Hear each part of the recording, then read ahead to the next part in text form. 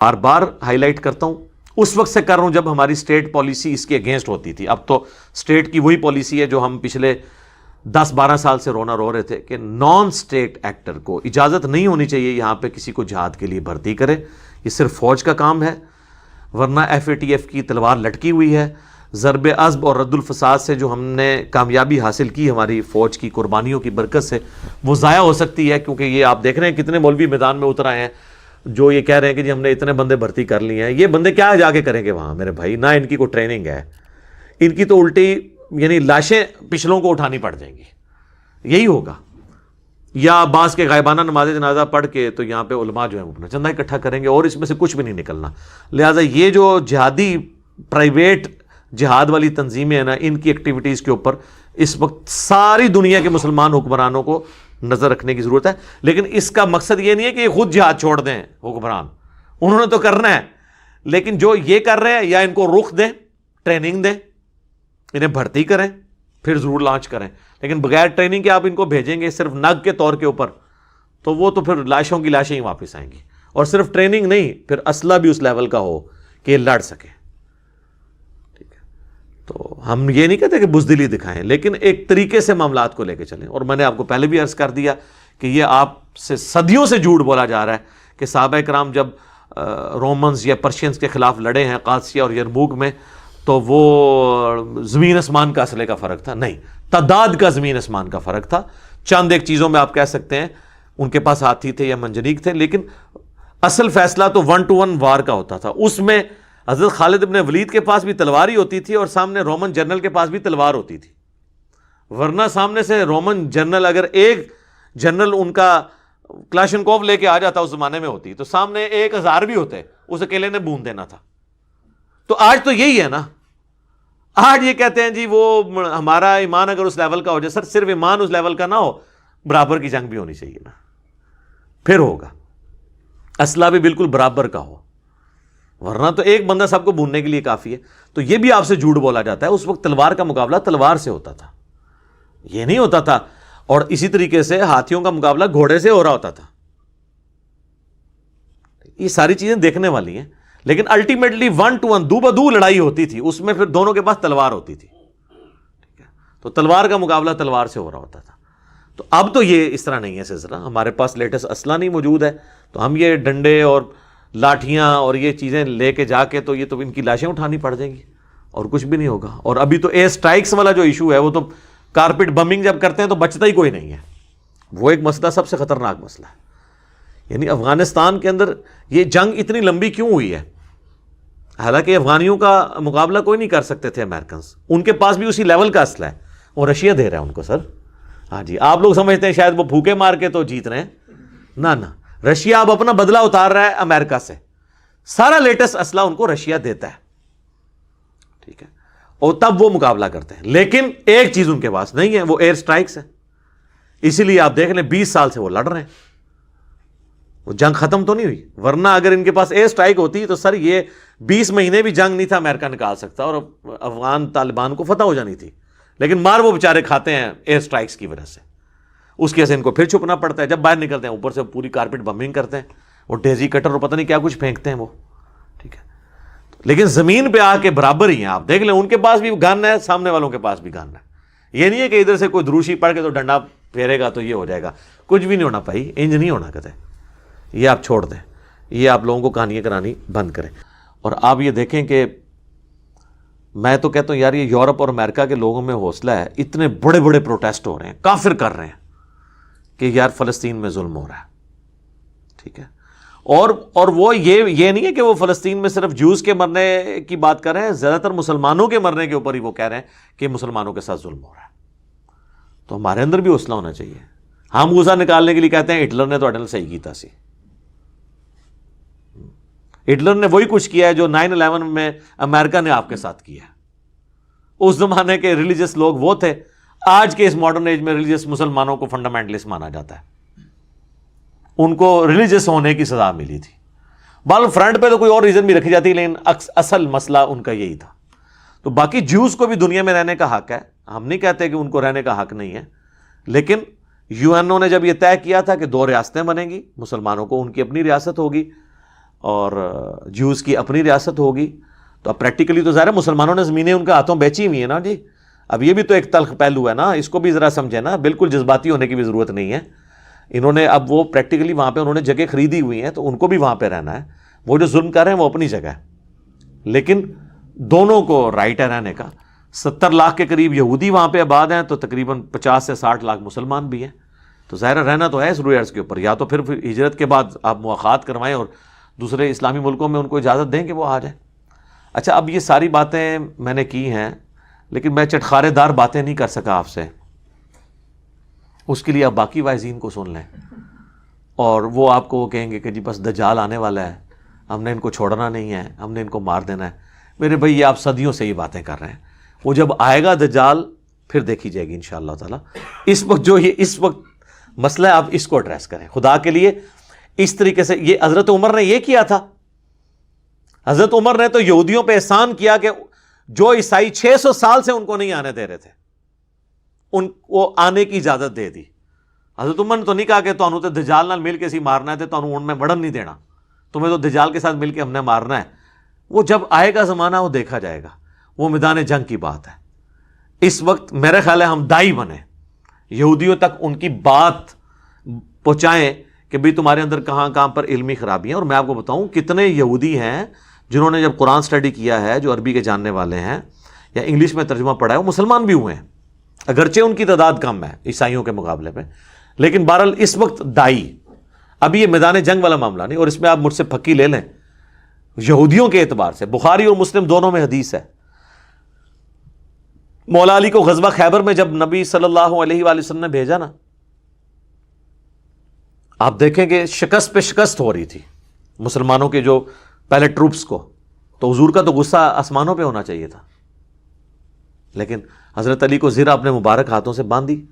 حضرت علی کو آپ نے نصیحت کی کہ علی پہلے جا کے انہیں دعوت دینا, میدان جنگ میں بھی ان کو کہنا کہ اسلام قبول کرو.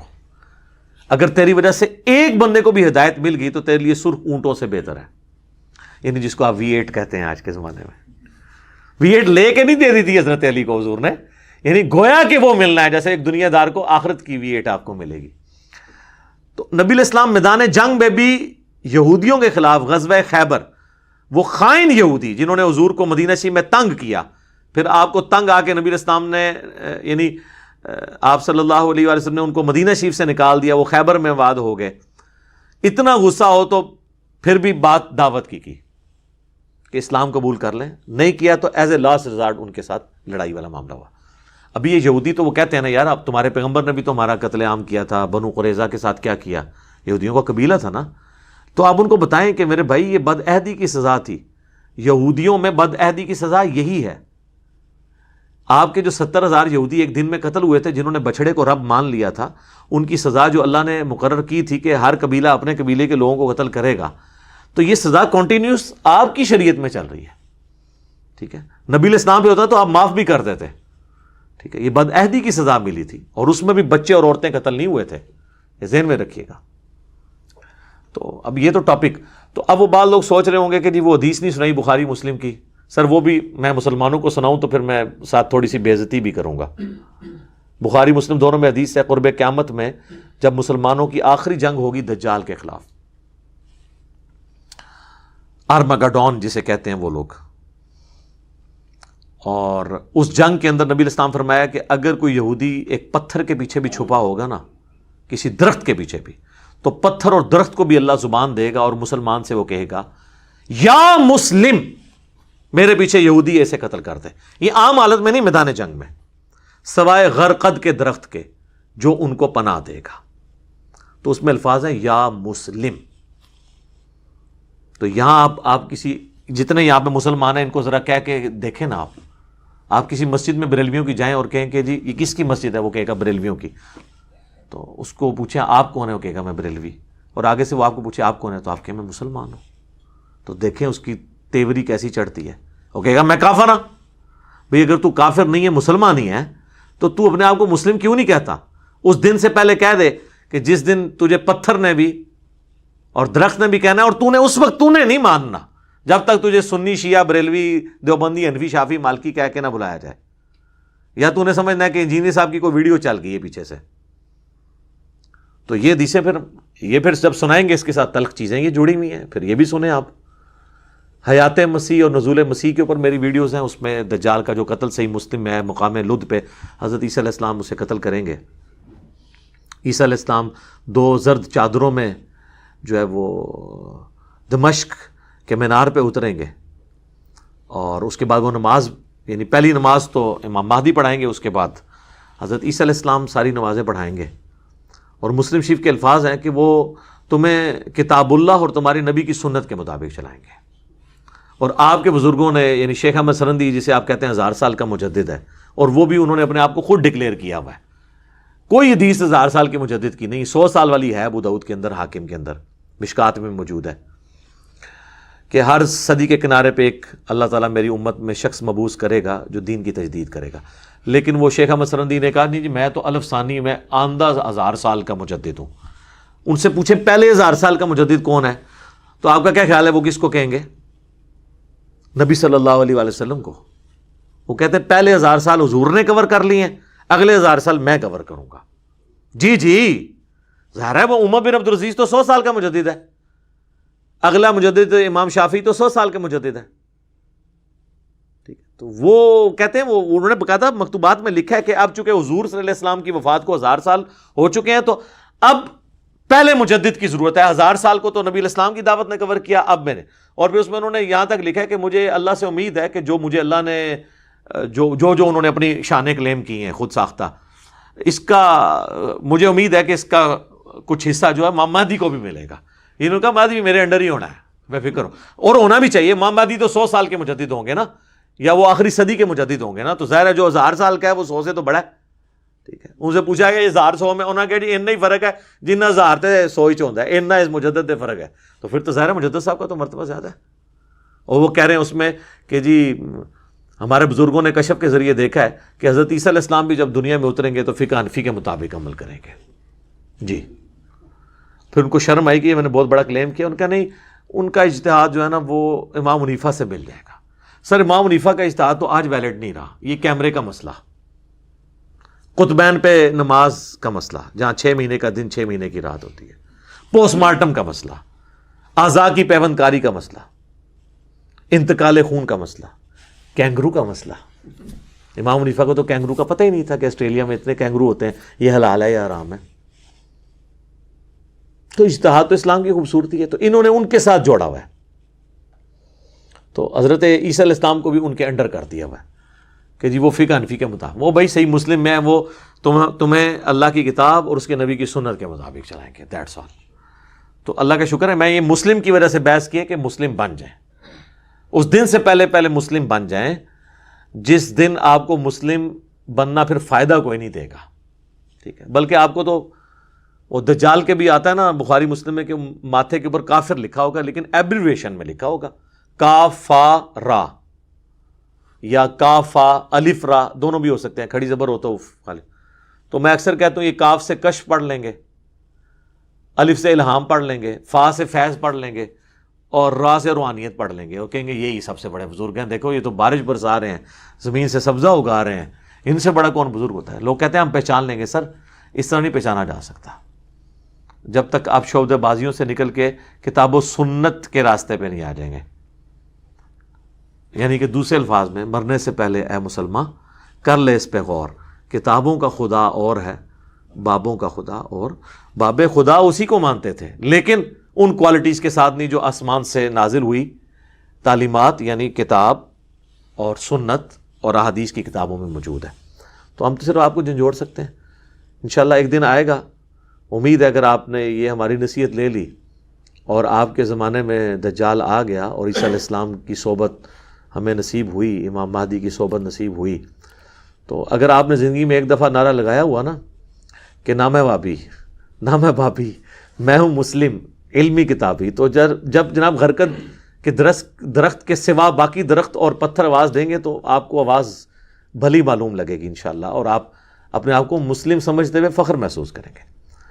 باقی اس کے لیے نبی علیہ السلام کا ایک وظیفہ میں اینڈ پہ بتاتا ہوں. دجال پہ میری کئی ایک ویڈیوز ریکارڈڈ ہیں، نزول مسیح کے اوپر بھی، ہر ٹاپک میں موجود ہے. آج کا ٹاپک چونکہ نہیں تھا، صحیح مسلم میں حدیث ہے جو سورۃ الکہف کی پہلی 10 آیات یاد کر لے گا تو اللہ اسے دجال کے فتنے سے بچا لے گا. تو یاد اسی صورت میں ہوں گی، روزانہ کم از کم ایک دفعہ پڑھ لیں تو خود بخود آپ کو یاد ہونا شروع ہو جائیں گی. باقی یہ جو علماء جو ہے نا وہ قیامت کی نشانیوں کو اس سے جوڑ کے، قیامت تو ہم پچھلے 400 سال سے بنائے بیٹھے ہوئے ہیں. ٹھیک ہے، لوگ تو پہلے کہتے تھے 1000 سال سے اوپر ہی امت جائے گی نہیں. آپ پرانے زمانے کے بزرگوں کی بھی کتابیں دیکھیں نا تو وہ آپ کو لگے گا بس قیامت آئی کہ آئی. فی الوقت جو گیون سرکمسٹانسز ہے نا، اس میں جو ہے نا وہ آپ اس طرح، مجھے لوگ کہتے ہیں قیامت کی نشانیوں پہ ویڈیو ریکارڈ کرائیں. جی قیامت کی سب سے بڑی نشانی ہے نبی علیہ السلام کا دنیا میں آنا.